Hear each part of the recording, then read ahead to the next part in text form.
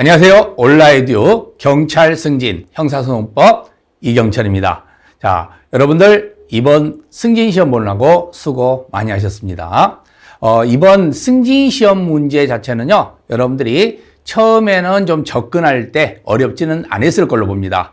하지만 점점 접근이 되면서 상당히 좀 난이도성이 좀 있다라는 생각을 가지는 문제들이 좀 출제되었다라고 볼 수가 있겠습니다. 자, 그러면 우리는 세 가지 유형으로 한번 이번 출제된 내용을 한번 분석을 한번 해보도록 하겠습니다.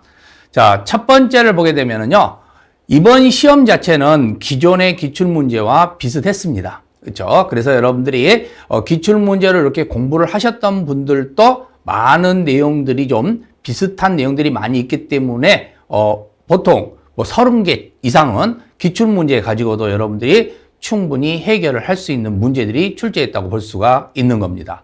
자, 그런데 박스형 문제들과 케이스형 문제들이 보이면서 상당히 좀 당황스러웠을 거고요. 그러면서 좀 어렵다 하는 느낌을 좀 가지실 수 있었을 겁니다. 그러다면 그런 문제들이 좀 앞쪽에 치우친 문제들이 있다 보니까 특히 박스형은 더 앞쪽에 많이 치우쳤죠. 그러다 보면 어떤 문제가 생기냐면은 조금 당황스럽다 보니까 문제를 푸는데 시간 문제가 좀 생길 수가 있었을 걸로 보이고요.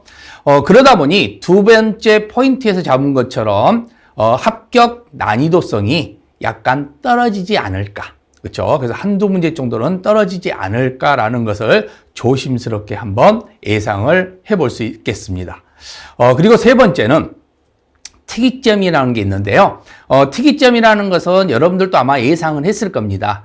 2022년 1월 1일자로 시행되는 수사권 조정 개정 문제들이 바로 있었고요. 그래서 형사소송법이나 그리고 수사준칙 이 두 개에 대해서 이 두 개의 법률에 대해서 여러분들이 공부를 하셨던 분들은 좀 접근성이 좀 수월했겠지만 그래도 경험을 많이 안 하다 보니까 이 문제를 잘 안 보다 보니까 좀 접근성이 약했을 걸로 많이 봅니다. 그래서 좀 어렵게 느껴질 수도 있었을 거고요.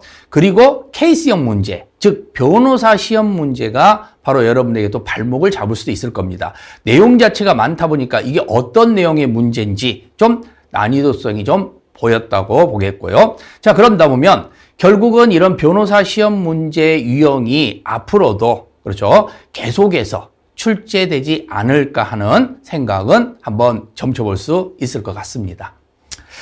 그러면 이제 우리는 세 가지를 가지고 한번 간단하게 총평을 해봤고요. 그러면 이제 이번 시험 문제가 어떤 식으로 문제가 출제가 됐었는지를 가지고 한번 분석을 한번 해보도록 하겠습니다. 자, 첫 번째 분석은 출제 경향과 난이도 분석입니다. 자, 난이도 분석을 보게 되면 상중하로 여러분들이 보시면 알겠다시피 결국은 상은 한 두 문제 정도라고 보시면 됩니다. 그럼 거의 여러분들은 하는 맞히셔야 될 거고요. 그렇다면 중 문제에서 여러분들이 약간 당황스러웠던 문제들이 몇 개가 있었겠죠? 그래서 여기서 실수를 했냐, 안 했냐에 따라서 아마 갈림길이 되지 않았을까 하는 예상이 됩니다. 그래서 당연히 언제나 상 두 문제를 있기 때문에 이 두 문제는 틀린다 하더라도 문제될 것은 없습니다. 매년 어려운 문제는 존재하기 때문에.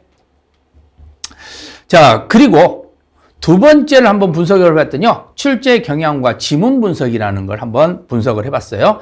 해봤더니 결국은 출제 유형 문제를 보니까 출제 유형 문제에서는요, 자, 첫 번째 우리는 기초 이념 문제가 한 두 문제 정도 출제됐습니다.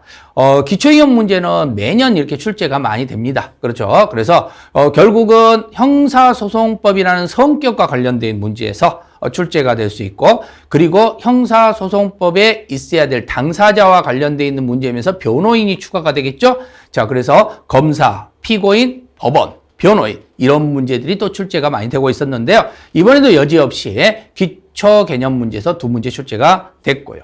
자, 그리고 수사 문제, 공판 문제입니다. 자, 수사와 공판 문제는 반입니다. 그렇죠? 19문제, 18문제. 자, 그러면서 18문제인 공판 문제에서는요, 증거편이 9문제, 반 출제했다라고 볼 수가 있는 겁니다.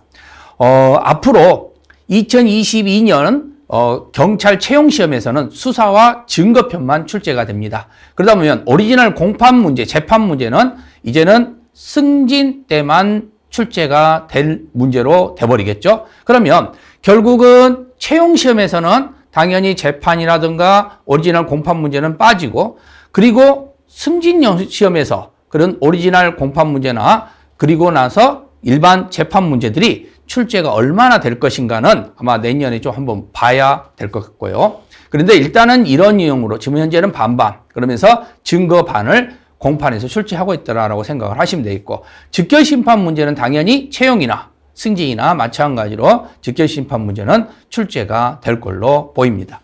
자, 이렇게 해서 출제 유형 문제 한번 살펴봤고요. 자, 그리고 출제 지문과 관련된 건데요. 지문을 봤더니 판례가 무려 108개.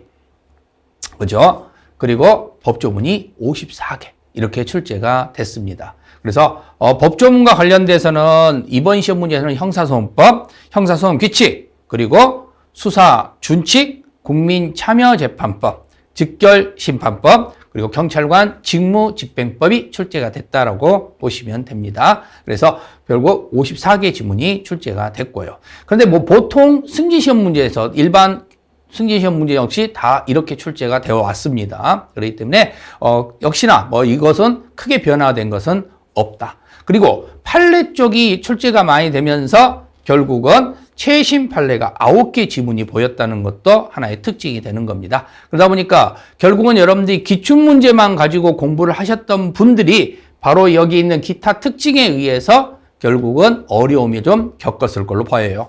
박스형 4문제, 개정법률 2문제, 사례형 2문제. 그렇죠? 최신 판례 9문제. 그래서 이제는 기출문제만 그냥 한번 읽어보고 기출문제만 몇 번 보고 시험을 봐야 되겠다는 그런 생각은 이제 하지 않으셔야 될 것 같습니다. 그렇죠? 그래서 이제는 형사소송법 내용에서 현재 중요한 게 어떤 것이 있는지, 그리고 출제될 수 있는 가능성이 있는 게 어떤 게 있는지를 여러분들이 공부를 해야 이제는 승진시험 보실 때도 고득점을 맞을 수 있다. 이렇게 볼 수 있겠습니다. 자, 이렇게 해서 우리가 총평과 관련된 내용들 한번 살펴봤습니다. 아무튼 여러분들 이번 시험 보느라고 고생 많이 하셨습니다. 이제 발쭉 펴고 푹 주무시기 바랍니다. 감사합니다.